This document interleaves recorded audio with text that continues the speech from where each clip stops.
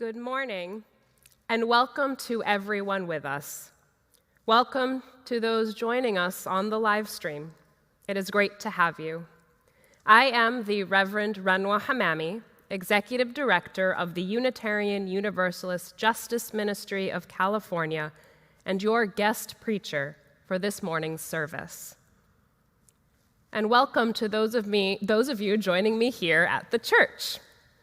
Thanks to our musicians, pianist Larry Chinn, and song leaders Mark Sumner and Asher Davison, Jonathan Silk, our AV and sound expert, Eric Shackelford on camera, to Sam King, our abundantly patient worship associate and guest worship leader today, to Joe Chapeau, who is monitoring our chat and can help you with any problems that you have getting connected today, to Robert DeLau, our sexton who is on duty helping us function in our building this morning, to Carrie Steer-Salazar for the flowers that are decorating our space today, and to Alex Dar, who will be hosting our coffee hour. If you are with us for the first time, I encourage you to download the order of service this morning so you can follow along. Today's service, Water in the Desert, draws on wisdom from the stories of Hajar in the Islamic traditions as we seek comfort, strength, and courage from our own Unitarian Universalist faith in these uniquely challenging times. And so we begin by lighting a candle, as we have each week since the stay-at-home orders have been in place, in honor of all of you, bringing your spirit into this place until such time that we might all be together here again. And I would love the opportunity to be here with all of you at some point again.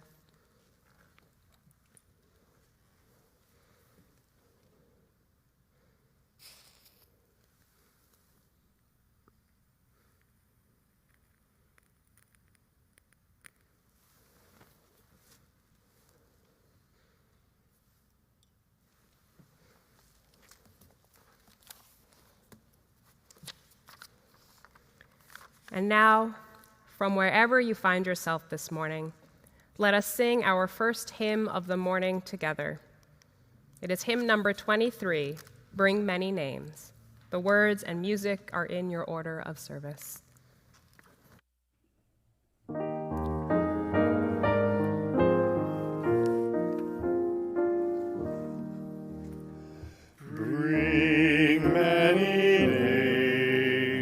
Beautiful and good, celebrating parable and story, holiness in glory, living, loving God.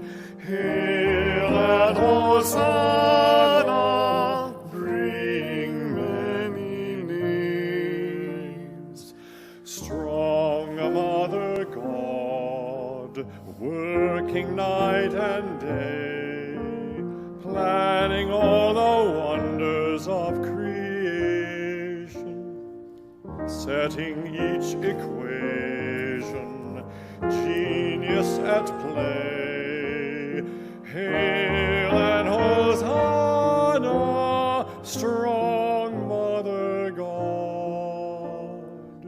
Home, Father God, hugging every child, feeling all the strains of human living, caring and forgiving till we're reconciled. Hail and Hosanna, come, Father God. Old aching God, gray with endless care, calmly piercing evil's new disguises, glad of new surprises, wiser than despair. Hail Hosanna, old aching God.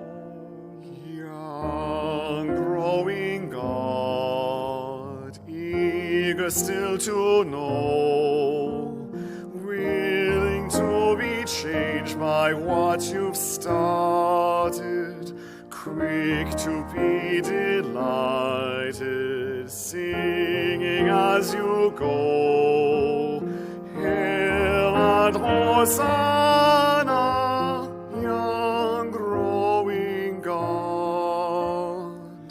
Great living God, never fully known, joyful darkness far beyond our seeing, closer yet than breathing, everlasting home, Hail and Hosanna, great living God.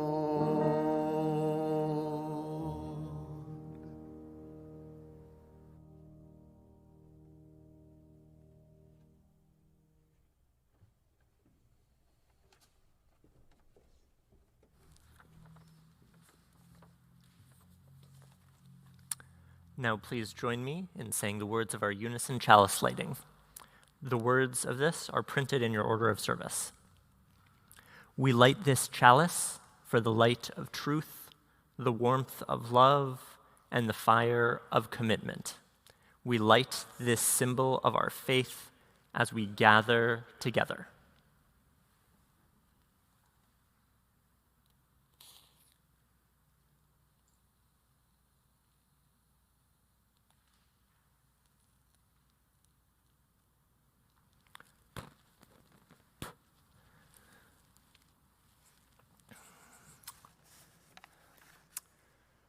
Hello, everybody. I'm Sam, your worship associate for today. Welcome. If this is your first time watching, thank you for joining us. You can follow along in the order of service available in the description for this video and emailed to everybody who receives this newsletter. You can get our newsletter by signing up through a link in the order of service and video description. The order of service also lists upcoming events and opportunities to connect, including our Zoom coffee hour, which takes place right after the service. Please join in anything that interests you. One event that I wanted to call your attention to is a march to abolish ICE. It'll be happening this Saturday, August 8th, from noon to 2 p.m. The march will go from Justin Herman Plaza at 1 Market Street and will go to the ICE building. Additionally, if you're interested in leading a group from UUSF to the march, please reach out to Bruce Newberger or email neveragain@uusf.org. Also, later in this service, we'll have a special offering for the UU Justice Ministry of California. The UU Justice Ministry of California works with a wide range of organizations, from individual UUs and congregations to grassroots, statewide, and national partners. They offer a bunch of great trainings and skill-building workshops, all with the goal of bringing forth our UU values of justice into the world through institutional change and advocacy. Thank you in advance for your generosity. I believe that that's all I wanted to call to your attention. Let us center ourselves now in our worship by singing our meditation on breathing. The words are in your order of service, and if you'd like, you can just listen the first time through and then join as we sing it together a few times.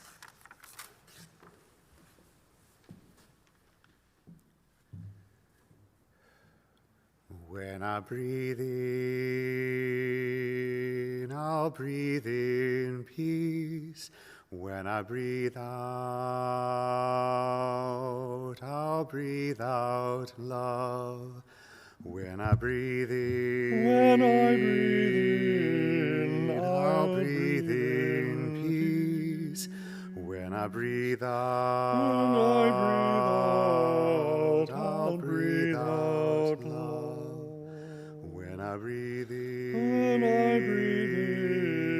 I'll breathe in peace.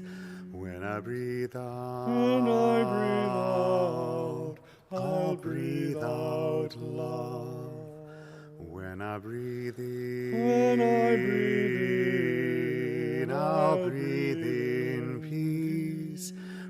I breathe out, When I breathe out, I'll breathe out love. When I breathe in, I'll breathe in peace. When I breathe out, I'll breathe out love.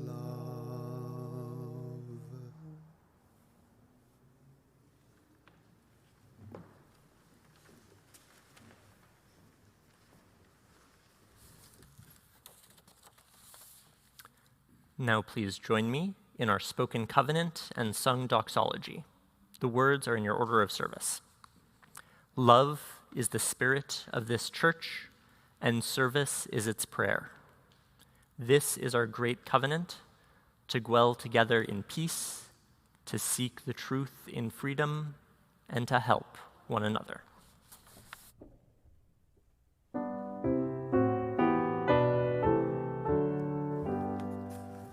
From all that dwell below the skies, let songs of hope and faith arise. Let peace, goodwill on earth be sung through every land, by every tongue. Det todos bajo el gran sol, sur esperanza, fe, amor, verdad y belleza cantando, de cada tierra, cada voz.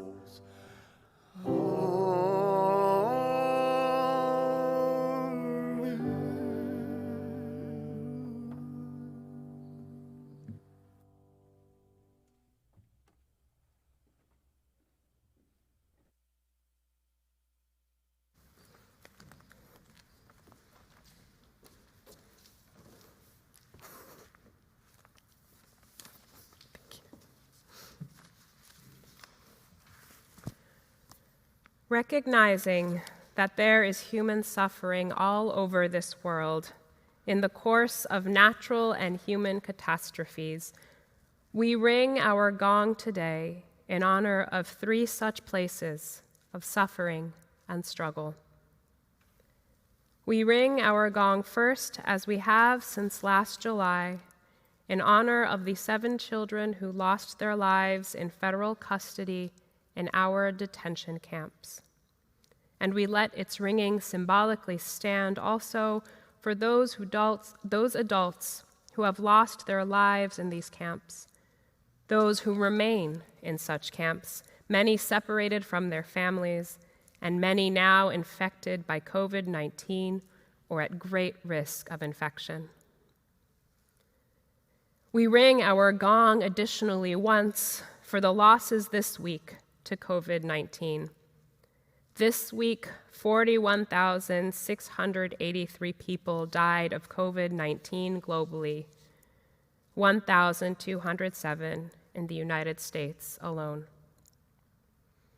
We hold in our hearts all of these losses, and also all who continue to risk their lives to provide essential service, those who suffer from the loss of their job, whose lives are especially vulnerable to the disease, and all those whose isolation and struggle through grief and loneliness is harder the longer this pandemic continues.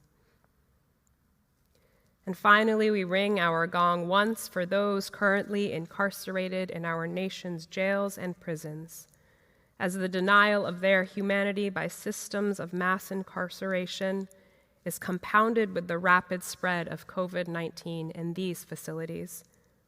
For the 12 known deaths in San Quentin alone from COVID-19, and the inadequate spacing and medical care encountered by those who survive. For their humanity, a reflection of our very own, we pray. There is so much to remember and hold.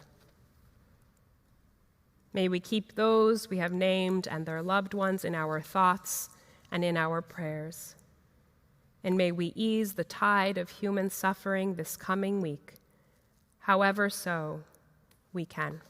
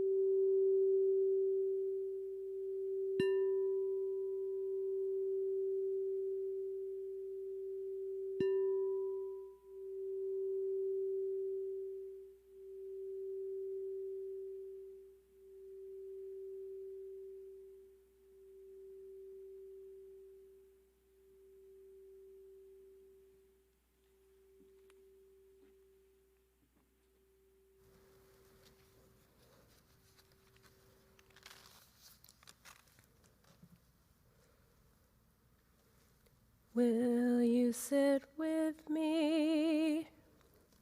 Will you sit with me? Just for a little while. I know there's a world we're fighting for. Comrade, I am hurting. Comrade, I am hurting.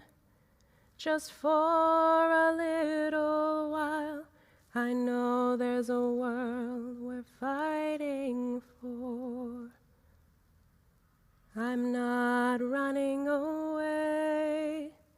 No, I'm not giving up hope. But I am feeling tired. Just for a little while, I know there's a world we're fighting for. Comrade, hold my hand. Comrade, remind me. Just for a little while, I know there's a world we're fighting for. Just for a little while, I know there's a world we're fighting for.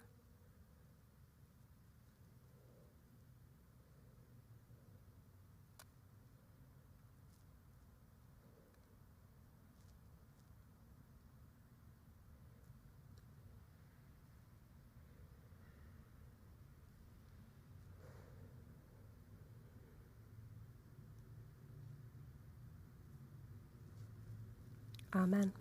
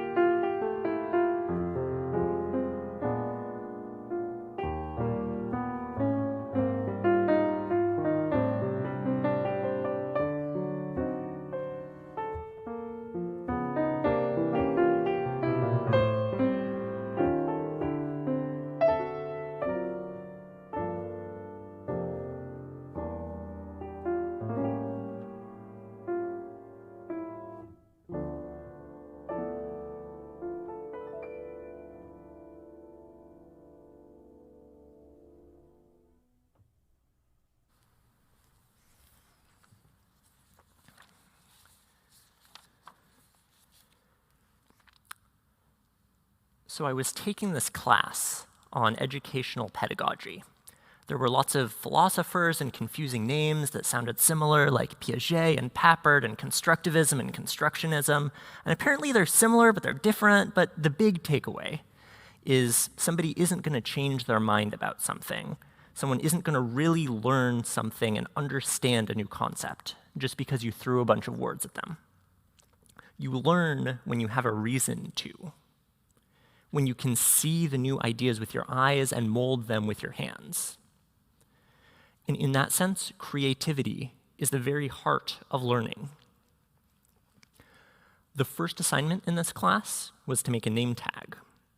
I'm not talking about some boring fold the paper over so that it kind of stands out and use big block letters so that everybody can see it kind of thing. We got to play around with 3D printers and other machines that can take a file from a computer and turn it into something real. I didn't generally think of myself as a creative or artistic person, so I wasn't sure what I would make. I eventually decided on making a mythic beast from a video game that I enjoyed. Started out by finding a picture online that seemed like a good first approximation of what I wanted, and then I had to touch it up. The machine was going to take a computer image and use lasers to cut out an outline and then etch in some of the finer details. But that meant that I needed to turn a hand-drawn image into something that the machine would understand. Where to cut, where to etch. Once I had the first draft of my image, I tried it out with a piece of cardboard. It came out okay, but some of the finer details didn't really come through. And it fell apart a little bit, so then I had to iterate on it. When I finally got something that I was happy with, I moved beyond cardboard, cut into a piece of acrylic glass, the first piece of the final product. But remember, this is a name tag, like you might put on a desk. If it was just a flat piece of plexiglass, nobody would be able to see it to read the name. So the next step was to make a stand. I didn't just want to glue the name tag onto the stand, so I had to figure out how to embed the creature's feet into the actual stand. That meant I needed to figure out the exact width of the feet down to the millimeter. I also needed to account for the width of the laser itself, so that I didn't unintentionally make the cuts in the base too big. I wanted the fit to be perfect. In the end, when I cut out the second piece of acrylic for the base, the feet fit into it so well that you couldn't tell that it was two different pieces. For a finishing touch, I wanted to give it a red nose that really stuck out. So I found a piece of red acrylic, cut it out, used some acrylic glue. That was my first time using a solvent adhesive, something that actually dissolves the two things being glued together so that they form a nearly indestructible bond. I was really surprised at how fast it worked. I barely had any time to get everything into place. After that, all I had to do was use a different machine to cut my name out of some vinyl, stick it on, and enjoy my handiwork. When I made the name tag, I learned about chemistry, I learned about vector image files, I learned about CNC machines, and I did some math to make sure that everything fit snugly together, all because I really wanted to make something cool. Even though I didn't think I was creative, I leaned into my creativity and made a name tag that I'm still happy with to this day. Maybe once we can stop sheltering in place, I can bring it up from my family home in Oregon, and you all can see the final result.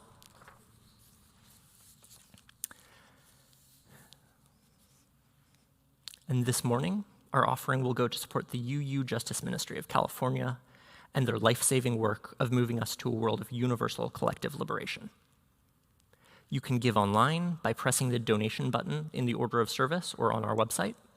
And if your gift is for this special offering, please indicate so. There's also a button if your donation is going towards your pledged commitment to the congregation. We thank you for your generosity.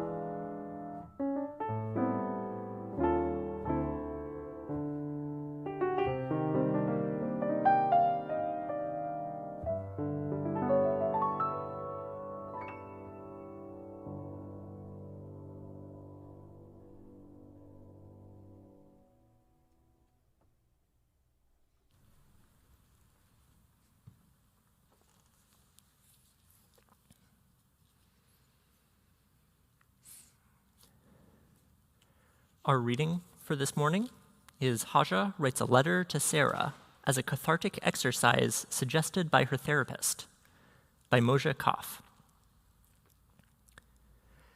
Dear Sarah, life made us enemies, but it doesn't have to be that way. What if we both ditched the old man? He could have visitation rights with the boys, alternate weekends, holidays, especially the Feast of the Sacrifice. He took that day away, forgetting it was about me in the desert, watching my baby dehydrate near to death. Anyhow, you and I, we'd set up house, raise the kids, start a catering business. Maybe you have brains, so do I. We could travel. There are places to see besides in this Nowheresville desert with its tribes of hooligans. No. Your lips thin when you disapprove, like the mother I almost remember from before I wound up in your house. I was barely more than a girl. You used to laugh then. In those days, you could stand to look at me. We even hugged sometimes. Oh, Sarah, you need years of therapy. Can't you admit that what he did was wrong? Be angry at him just for 1 second. You don't have to be angry forever, just long enough to know the world won't fall apart. Long enough to pity him, yourself, me. Laugh, Sarah. Laugh. Imagine God, the possibility. Sincerely, love, Hajar.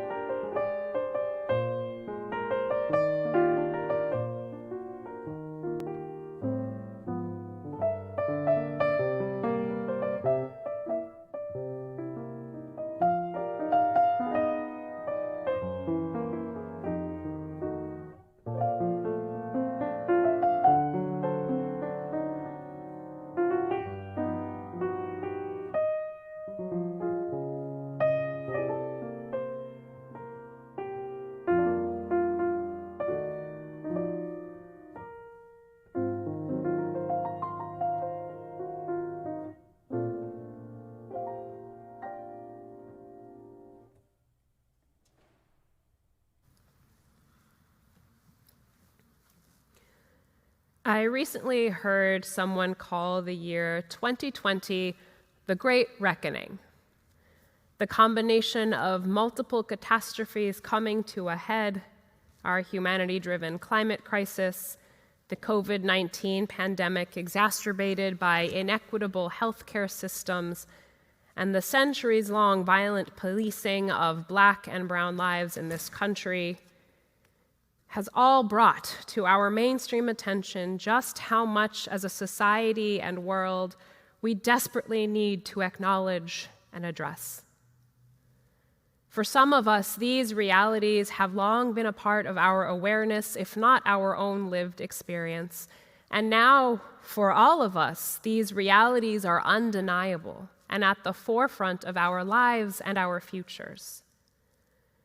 And as part of this great reckoning, our leaders, our institutions, our societies are being once again called upon to acknowledge essential and challenging truths about our past and the impact they have on our lives in the present and future.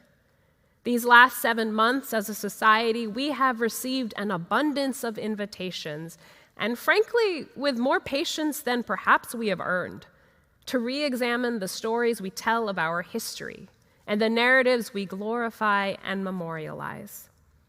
We as a society have received an abundance of invitations to expand our collective awareness and listen and center the experiences, histories, and stories that have been denied through erasure, sugarcoating, and genocide. Those are harsh words, and they are true ones. There are sides to our collective story, the story of our world, our country, our humanity, that have for too long gone unacknowledged. So in this great reckoning, we are being invited to do the hard, holy work of learning those new stories so that we can all begin to undo and heal from the harm our old ones continue to cause. And so to do this learning and healing work, this holy, sacred soul work, we as a society and as a tradition must commit ourselves to listening to and amplifying those stories and experiences that haven't been historically centered or even told. We must come to an understanding that the majority narrative that many of us grew up in, it doesn't tell the whole story. There are more perspectives out there that complexify and expand our collective story. And when we open ourselves up to those truths that have been sometimes whispered and more recently screaming to be heard, we open ourselves up not to just an understanding of the suffering and harm and tragedy they bring to our collective story, but we also open ourselves up to the wisdom, the faith, the perseverance, the creativity, and the possibility that they weave into our shared narrative. We expand our collective story, not only in our telling of our past, but in our imagining of our future. And so today, 2 days after Eid al-Adha, a holiday that is celebrated by many followers of the Islamic traditions, I'd like to invite you into a story that is not often centered or told. Eid al-Adha is commonly translated as the Feast of the Sacrifice. It is a holiday that is often described as commemorating the sacrifice that Abraham and his son were willing to make to God. In the Islamic traditions, it is commonly shared that Abraham, or Ibrahim, was told by God that he must sacrifice his son Ishmael to demonstrate the obedience of his faith. When Ibrahim tells his son Ishmael of this command, Ishmael is described as consenting to the sacrifice of his own life to God. Now, while this first part of the story varies to an extent from the Jewish and Christian versions some might be more familiar with, the ending is largely the same. An angel intervenes before Ishmael is killed and says that both his and Ibrahim's faith has been proven strong, and they instead end up sacrificing a ram or a goat. Now, I grew up hearing this story as an example of how obedient one must be in order to be a good person or a good Muslim. After the Prophet Muhammad, Ibrahim and Ishmael were the pinnacles of what it meant to have real faith. But as I'm sure is the case with many of you hearing that story in this moment, that example never really sat right with me. That narrative that I had been raised in, it felt at best incomplete and at worst harmful and dangerous. And I'm sure it would surprise none of you that that was in fact my experience of it growing up. And that's partly because there is at least one person missing in that story, one experience and perspective that isn't centered but should be told if there is to be any learning and healing to be done. And that perspective is that of Ishmael's mother and one of Ibrahim's wives, Hajar, or Hajar. In many Judeo-Christian contexts, Hajar, or Hagar, is more often than not described through the lens of her relationship with Abraham and the ways in which she and her child were presented as tests of his faith. But she is much, much, much, much, much more than that. A reality that Black womanist theologians and the Christian traditions like Dolores Williams have been lifting up for several generations, and what Muslima feminist and liberation theologians have also described in their engagement with the Islamic traditions. Now, in Judeo-Christian tellings of the story, Hagar is described as being anywhere from a slave to a second wife to a surrogate mother when Sarah is not able to conceive a child with Ibrahim. In the Islamic traditions, the same range of possibilities exists, with more emphasis placed on the second wife story. Now, as the majority narrative around Hajar's story in the Islamic traditions go, she was married to Ibrahim, as was Sarah. And Hajar was the first to have a child in that relationship. And then, when her son was still an infant, something else happened that would change the course of Hajar's life. According to majority narratives in the Islamic traditions, Ibrahim was told by God to bring Hajar and her infant child Ishmael to a barren spot in the desert and leave them there with just some water and some dates. The story, as I was taught as a child, was that when Ibrahim turned to leave them, Hajar asked him repeatedly, "Why are you leaving us here? Why are you leaving us here?" And every single time, Ibrahim did not respond. It was only when she asked him, "Did God tell you to bring us here?" did Ibrahim answer, "Yes." And so Hajar then responded, "Then go. God will protect us." So eventually, the little bit of water and dates that Hajar had with her ran out, and soon she could no longer provide milk for her son. I cannot imagine what she felt like in that moment. Thirsty, hungry, and with her hungry child wailing in her arms. Nothing and no one around her but arid desert. But what happens next in her story does tell me a little bit about what she might have been thinking when she said, "Then go, God will protect us." See, Hajar begins to search for water in that desert. She places her child on the ground and begins running back and forth, searching between two large hills in the area. She searches for any sign of water or nourishment that would help her and her baby survive. And eventually, an angel appears and shows her a spring of water flowing right next to her infant son's heel. And her story doesn't stop there. What Hajar does in this moment of discovery demonstrates her imagination, her creativity, and her foresight. She not only drinks from that spring of water, she shares it with her child, and she creates a well around that spring. She knew what she was doing. She was preserving its presence and maintaining access to its life force, and not just for her. Hajar lived in a nomadic world, and so she knew that when travelers would eventually pass through her little spot of the desert, she would be able to trade water for food and supplies to survive in that previously desolate spot. And that's exactly what happened in her story. Hajar and her son not only survived because of her perseverance and creativity, they thrived. Travelers were not only passing through this place, some of them stayed, and an entire town, an entire city grew around them. A city that began when one woman, one single mother, acted, created, and imagined in spite of the odds she was facing, motivated by her firmly held faith in the promise of God's protection. And the name of that city, as some of you might have figured out, is Mecca. Now, none of us were there when Ibrahim left Hajar and her son in the desert.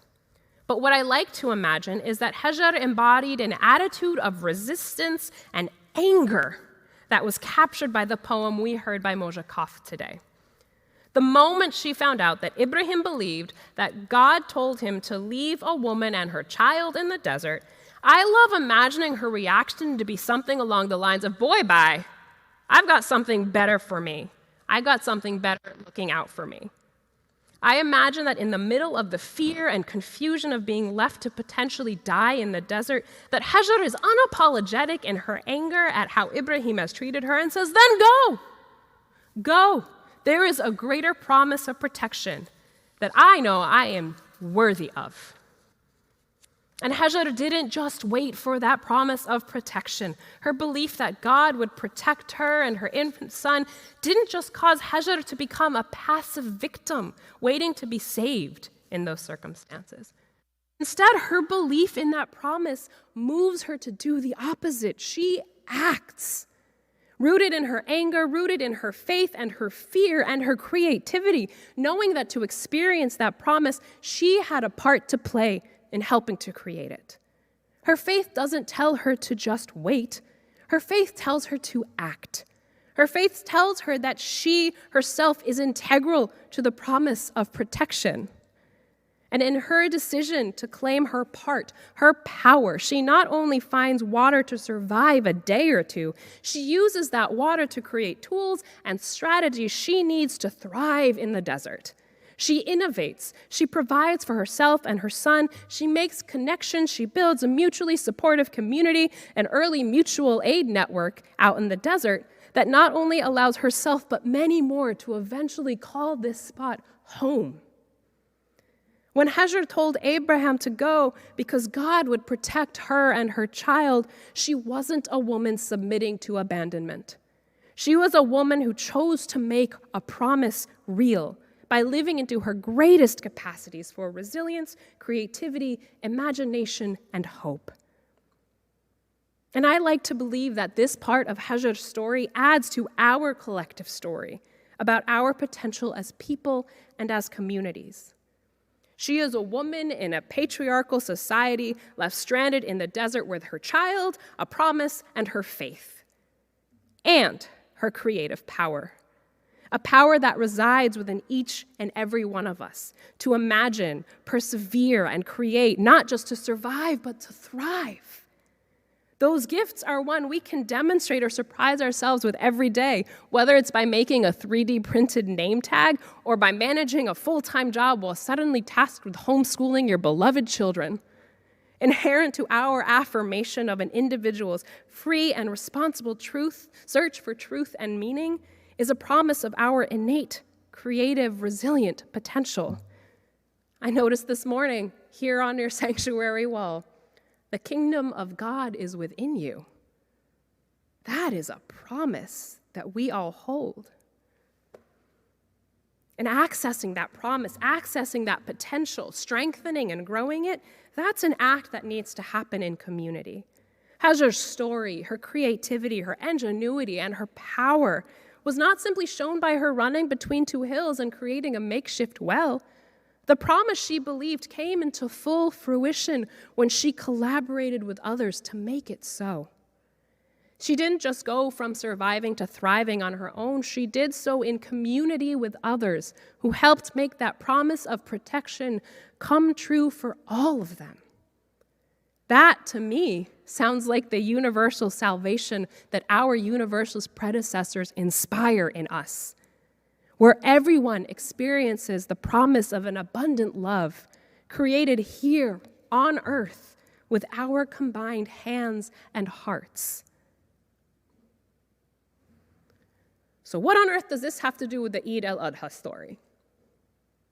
Knowing Hajar's story, opening ourselves up to her perspective complexifies things. And yeah, maybe the story of this attempted sacrifice, as it is, isn't all that great. And what if we just own that? Parts of that story really suck. What if we used our reading from Moshe Kaf this morning as an invitation to imagine Hajar's perspective on the whole thing? See, in her poem, Kaf then imagines Hajar going one more step in creating creativity and resilience. She imagines the promise that Hajar imagined, a better world not just for her, but for Sarah and their two boys. In this imagining of Hajar's perspective, we not only see her believing in the promise of a better world, but believing in a path to it, and inviting Sarah, despite their broken relationship, to join her. Out of pain, out of anger, she still knew it doesn't have to be that way. Hajar writes this letter to Sarah about their circumstances, naming both truths that challenge and possibilities that invite. What if we both ditch the old man? We could travel. Imagine God. Imagine the possibility. Imagine us making God's promise come true. That's the part of the story that almost always doesn't get told.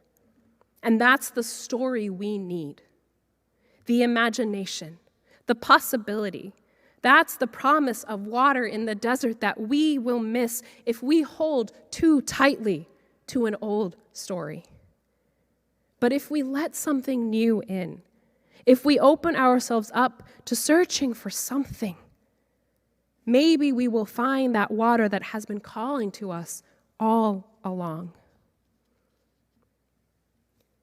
In this year's Great Reckoning, Hajar is writing that letter to all of us who have felt at least some inkling that something is wrong, but unsure of what we can do about it. We are being invited to join her in that desert, to partner with her in that perseverant search for water, its preservation, its cultivation into the sacred promise of something more. Like Hajar to Sarah, we all hold an invitation to collectively imagine. As we are being called to challenge and grow beyond what we know, we are also being invited to remember the creativity and resilience within each and every one of us, the kingdom of God within each and every one of us, and to know that it doesn't have to be like this. We are being invited to play our part in manifesting that promise of the divine, sacred, moral arc of the universe that bends towards justice with love. And what do those invitations look like?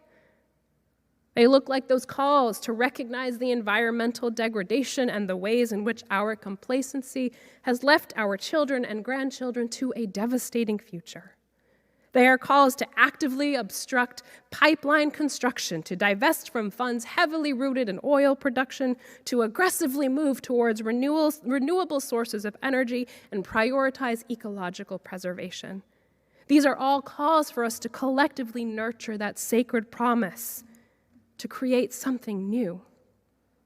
What do those invitations look like? They look like calls to defund the police, to abolish immigrations and customs enforcement on Saturday, to abolish prisons and end slavery-preserving systems of policing and incarceration that we have in this country.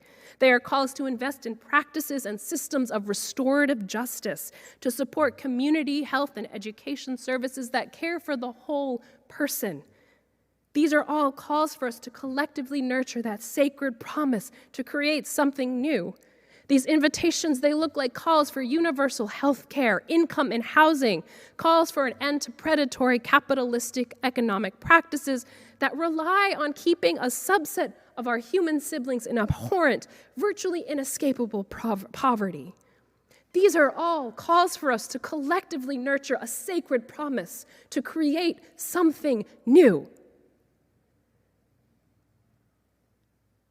Hajar didn't know what that promise of protection would look like when Ibrahim walked away. She didn't know where the water would be. But she knew she would be protected and took action in that belief that something would be created out of her choices to believe. And my faith moves me to do the same.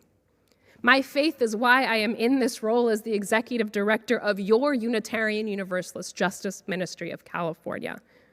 It's why, as an organization, we are committed to supporting Unitarian Universalists working to make our faith's promise real. It's why we, as an organization, put our support behind the people and communities whose stories deepen our understanding of the past and expand our imagination of the future. It's why I'm here, live streaming to you in the middle of our great reckoning today. Because I believe in our faith's promise. I believe in us. We are in a uniquely challenging, isolating, and frightening desert. And we are facing one of the most creative moments of our time. If we are willing to open ourselves up to the truths they hold and the possibilities they invite. We will feel our faith's promise of water in this desert if we commit to creating it.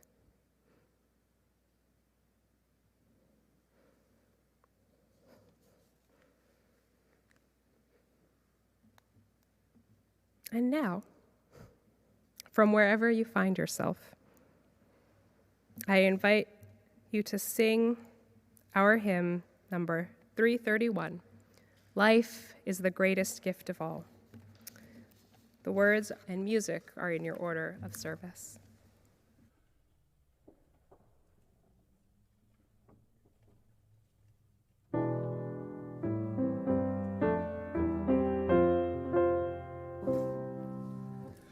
Life is the greatest gift of all the riches on this earth.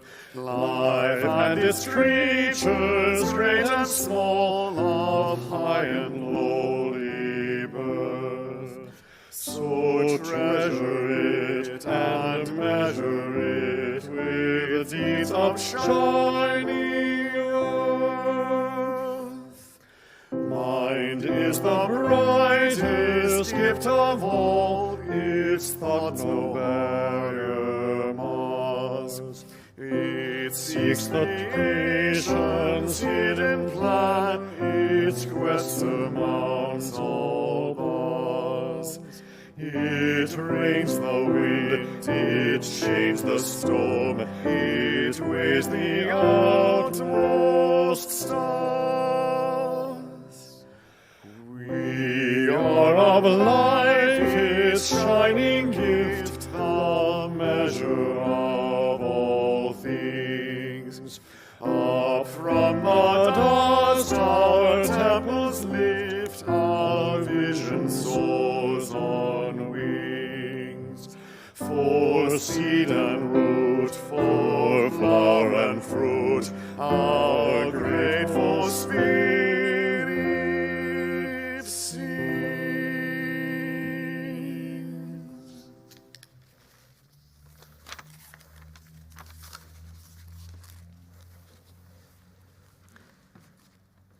We are in a desert, and the promise is real.